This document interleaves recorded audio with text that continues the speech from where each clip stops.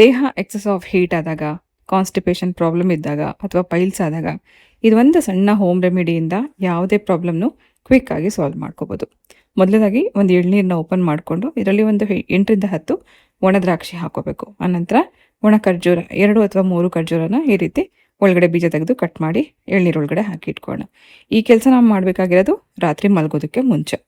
ಎಳ್ನೀರಲ್ಲಿ ದ್ರಾಕ್ಷಿ, ಖರ್ಜೂರ ಹಾಕಿದ ನಂತರ ಇದ್ರ ಜೊತೆಗೆ ಒಂದು ಸಣ್ಣ ಸ್ಪೂನಷ್ಟು ಚಿಯಾ ಸೀಡ್ ಅಥವಾ ಸಬ್ಜಾ ಸೀಡನ್ನ ನೆನೆಸೋಕ್ಕೆ ಹಾಕೋಣ. ಇದು ಮೂರನ್ನು ನೆನೆಸೋಕ್ಕೆ ಇಡಬೇಕು. ಇದ್ರ ಜೊತೆಗೆ ಬೇಕಿದ್ರೆ ಕೆಂಪು ಕಲ್ಸಕ್ಕರೆನೂ ಕೂಡ ನೀವು ಹಾಕೋಬೋದು. ಇದನ್ನೆಲ್ಲ ಎಳ್ನೀರೊಳಗಡೆ ಹಾಕಿ ಓವರ್ ನೈಟ್ ನೆನೆಯೋದಕ್ಕೆ ಬಿಟ್ಬಿಡಬೇಕು. ಇದ್ರ ಮೇಲ್ಗಡೆ ಒಂದು ಬಟ್ಲು ಮುಚ್ಚಿ ಇಟ್ಬೇಡ.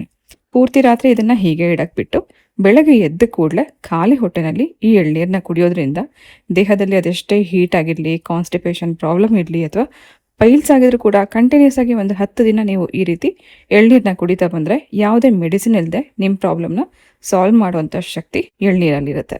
ಸೊ ಇದರಲ್ಲಿರುವಂಥ ದ್ರಾಕ್ಷಿ ಮತ್ತು ಖರ್ಜೂರನ ಹೀಗೇ ತಿನ್ಕೋಬೋದು. ಈ ಎಳ್ನೀರನ್ನ ಕುಡಿಯೋದ್ರಿಂದ ಇಮ್ಯುನಿಟಿ ಬೂಸ್ಟ್ ಮಾಡುತ್ತೆ, ಬೋನ್ ಸ್ಟ್ರೆಂತ್ಗೆ ತುಂಬ ಒಳ್ಳೆಯದು. ಕಾನ್ಸ್ಟಿಪೇಷನ್ ಪ್ರಾಬ್ಲಮ್ ಇರೋರಿಗೆ ಒಂದು ಒಳ್ಳೆ ಹೋಮ್ ರೆಮಿಡಿ.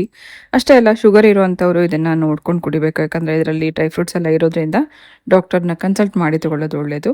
7 to 8 hours ನೀವು ಇದನ್ನು ಸೋಕ್ ಮಾಡಿದ್ಮೇಲೆ ನೀವೇನಾದ್ರು ತುಂಬ ಹೊತ್ತು ಇಟ್ಕೊಂಡು ಕುಡಿಬೇಕು ಅಂದರೆ ನೀವು ಇದನ್ನು ಫ್ರಿಡ್ಜಲ್ಲಿ ಇಟ್ಕೋಬೇಕು.